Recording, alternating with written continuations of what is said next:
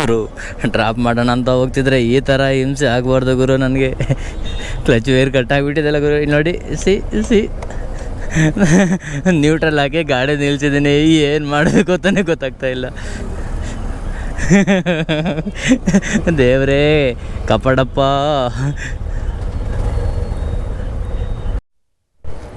ಗುರು ಈಗ ಸಿಗ್ನಲಲ್ಲಿ clutch wear ಕಟ್ಟಾಗಿದೆ. ಈಗ ಗೇರ್ ಗಾಡಿ ನಾನು ಹೆಂಗೆ ಓಡಿಸೋದು? ಸೊ ಇದೊಂದು ಎಕ್ಸ್ಪೀರಿಯನ್ಸ್ ಅಂದ್ಕೊಳ್ಳಿ. ಇದನ್ನು ಹೆಂಗೆ ಓಡಿಸ್ಬೇಕು ಅಂತ ಅಂದ್ಬಿಟ್ಟು ನಾನು ನಿಮ್ಗೆ ಕಳಿಸ್ಕೊಡ್ತೀನಿ. ಸೊ ದೇವರೇ ಕಾಪಾಡ್ರಪ್ಪ. ಈಗ ಏನು ಮಾಡೋದು? ನಾನು ಕ್ಲಚ್ ವೇರ್ ಕಟ್ಟಾಗಿದೆ. ಮೀಟರ್ ಗಾಡಿಯಲ್ಲಿ ಮೀಟರು ಐತೆ, ಇಲ್ಲಿ ಮ್ಯಾಟರ್ ಇಲ್ಲ, ಇಲ್ಲಿ ಮ್ಯಾಟರ್ ಇಲ್ಲ, ಗಾಡಿಯಲ್ಲಿ ಮೀಟರು ಟನ್ನಿಲ್ ಗಟ್ಟಲೆ ಇದೆ ಗಾಡಿಯಲ್ಲಿ ಮೀಟ್ರೇನು.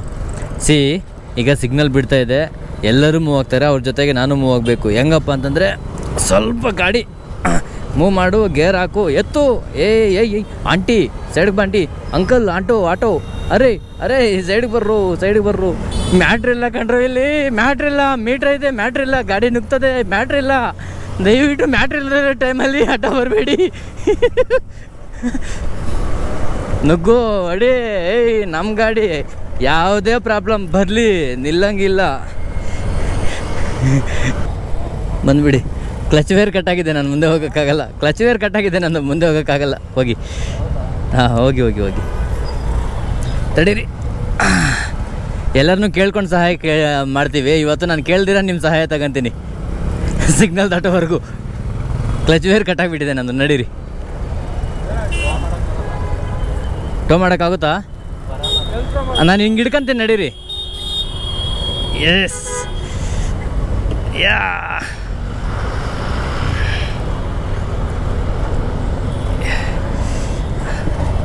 ಓಕೆ.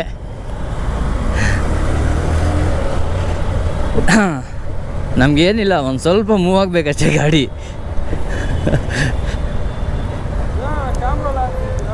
ಹೌದು, ಚಾನಲ್ ಇದೆ ಜೆಡಿ ಶ್ರೀನಾಥ್ ಅಂತ, ಯೂಟ್ಯೂಬ್, ಇನ್ಸ್ಟಾ. ಕ್ಲಚ್ ವೇರು ಕಟ್ಟಾಗಿಬಿಟ್ಟಿದ್ಯಾ? ಕ್ಲಚ್ ವೇರು ಕಟ್ಟಾಗಿಬಿಟ್ಟಿದೆ. ಮುಗೀತು. ಎಸ್. ಯಾ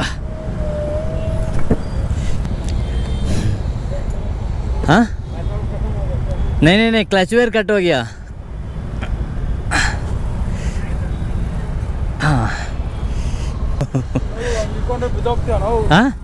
ಇಲ್ಲ ಇದು ಐರನ್ ಬಾಡಿ ಇದ್ದಂಗೆ, ಅಷ್ಟು ಬೇಗ ಬಿಡಲ್ಲ. ಟ್ರಾಫಿಕ್ಕು, ಮುಂದೆ ಹೋಗೋಕ್ಕಾಗ್ತಿಲ್ಲ, ಗೇರ್ ಹಾಕೋಕ್ಕಾಗ್ತಿಲ್ಲ.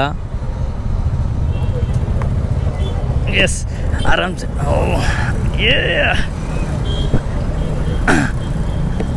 ಚಲಿए.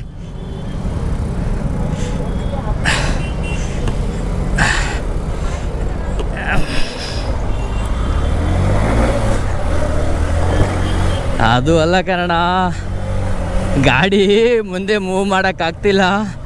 ಆಟೋಗಳು ಸಹ ಹಿಡ್ಕೊಂಡು ಸ್ವಲ್ಪ ಗಾಡಿ ಹಂಗೆ ಮುಂದೆ ಚಲಿಸ್ಕೊಂಡು ನುಗ್ಗುತ್ತಾ ಇದ್ದೀನಿ. ಅಂದರೆ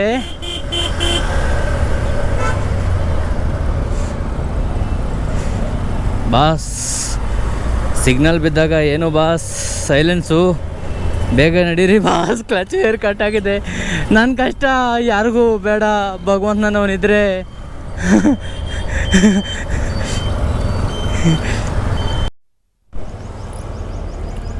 ಸೊ ಗಾಯ್ಸ್, ಪೋರ್ಟ್ರಲ್ಲಾದರೆ ಒಂದು ಡ್ರಾಪ್ ಮಾಡಿದೆ. ಈಗೇನಪ್ಪ ಅಂದರೆ ನನ್ನ ಗಾಡಿ ಕ್ಲಚ್ ವೇರ್ ಕಟ್ಟಾಗಿರೋ ಕಾರಣದಿಂದ ನನಗಂತೂ ಮೂವ್ ಆಗೋಕ್ಕಾಗ್ತಿಲ್ಲ. ಹೀಗೆ ಸ್ವಲ್ಪ ಮೂವಿಂಗ್ ಮಾಡಿಕೊಂಡು ಗೇರ್ ಹಾಕ್ಕೋಬೇಕು. ಸೆಟ್ ಆಗಿಲ್ಲ. ನಾನು ಫಸ್ಟ್ ಗೇರ್ ಹಾಕ್ಕೋಬೇಕಾಗಿತ್ತು, ಸೆಕೆಂಡ್ ಗೇರ್ ಹಾಕ್ಕೊಂಡೆ. ಎಸ್, ಅದು ಒಂದ್ಕಿಂತ ಮೂವ್ ಆಗಿಬಿಟ್ರೆ ಸೆಟ್ ಹೋಗಿಬಿಡ್ತದೆ. ಈ ಥರ ಪ್ರಾಬ್ಲಮ್ಮು ಡೈಲಿ ಅಂದರೆ ಕಷ್ಟ ಆಗುತ್ತೆ. ನಾನು ಆದಷ್ಟು ಬೇಗ ಹತ್ರದಲ್ಲಿರೋ ಯಾವುದಾದ್ರೂ ಗ್ಯಾರೇಜ್ ನೋಡಿಬಿಟ್ಟು ಫಸ್ಟು ಚೇಂಜ್ ಮಾಡಿಸ್ಕೋಬೇಕು ಗುರು. ಇಲ್ಲಾಂದರೆ ಕ್ಲಚ್ ಪೇಟಿಗೆ ಕೂಡ ಪ್ರಭಾವ ಬೀರೋ ಸಾಧ್ಯತೆಗಳು ಇದ್ದಾವೆ. ಸೊ 28 ಕಿಲೋಮೀಟ್ರ್ ಇತ್ತು. ಈಗ ಇಲ್ಲಿಂದ ನನಗೆ ಶೋ ಆಗ್ತಿದೆ 11 ಕಿಲೋಮೀಟ್ರ್ ಇದೆ. ಸೊ ಅವ್ರು ಬಂದುಬಿಟ್ಟು ಪ್ಯಾಸೆಂಜರ್ ಬುಕ್ ಮಾಡಿದರು. ಸರ್, ಪಾರ್ಸಲಲ್ಲಿ ಎಷ್ಟು ಶೋ ಆಗುತ್ತೋ ಅಷ್ಟು ಪೇ ಮಾಡಿ ಅಂತ ಅಂದ್ಬಿಟ್ಟು ಅಂದೆ.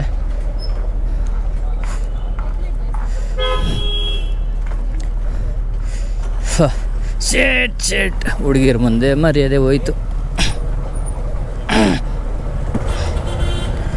ಕ್ಲಚ್ ವೈರ್ ಕಟ್ಟಾಗಿದ್ದರೆ ಹುಡುಗಿರ ಮುಂದೆ ತಳ್ಕೊಂಡು ಹೋಗ್ತಿದ್ರೆ, ಮುಂದೆ ಕ್ಯಾಮ್ರಾ ಮೌಂಟ್ ಹಾಕ್ಕೊಂಡು ಯಪ್ಪ ಏನೋ ಇವನು ಯೂಟ್ಯೂಬರ್ ಆಗಿ ಕ್ಲಚ್ ವೈರ್ ಕಟ್ಟಾಗಿದ್ರೆ ಗಾಡಿ ತಳ್ಕೊಂಡು ಹೋಯ್ತಿದ್ದೇನಲ್ಲ ಅಂತ ಅಂದ್ಬಿಟ್ಟು ಒಂಥರ ನೋಡ್ತಾರೆ ಗುರು. ನಮ್ಮ ಜೀವನದ ಮೇಲೇ ಜಿಗುಪ್ಸೆ ಬಂದುಬಿಡ್ತದೆ.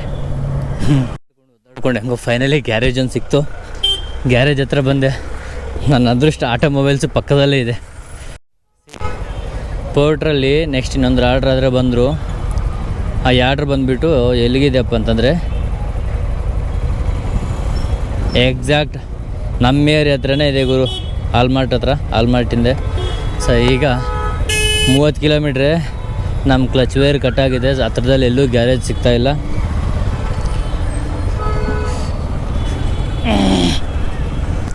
ಅಣ್ಣ SP 125 ಕ್ಲಚ್ ಕೇಬಲ್ ಕೊಡಿ.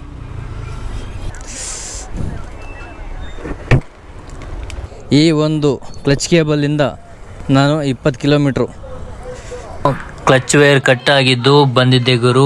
ನನಗಂತೂ ಸಿಕ್ಕಾಪಟ್ಟೆ ಥ್ರಿಲ್ಲಿಂಗ್ ಆಗಿತ್ತು. ಅದೇ ರೀತಿ ಇನ್ನೊಂದಕ್ಕಿಂತ ಯಾವಾಗಲೂ ಈ ಥರ ಆಗಬಾರ್ದು ಅಂತ ಅಂದ್ಬಿಟ್ಟು ನಾನು ಆದರೆ ಕೇಳ್ಕೊತ ಇದ್ದೀನಿ. ಮತ್ತು ನೆಕ್ಸ್ಟ್ ಆರ್ಡ್ರ್ ಬಂತು.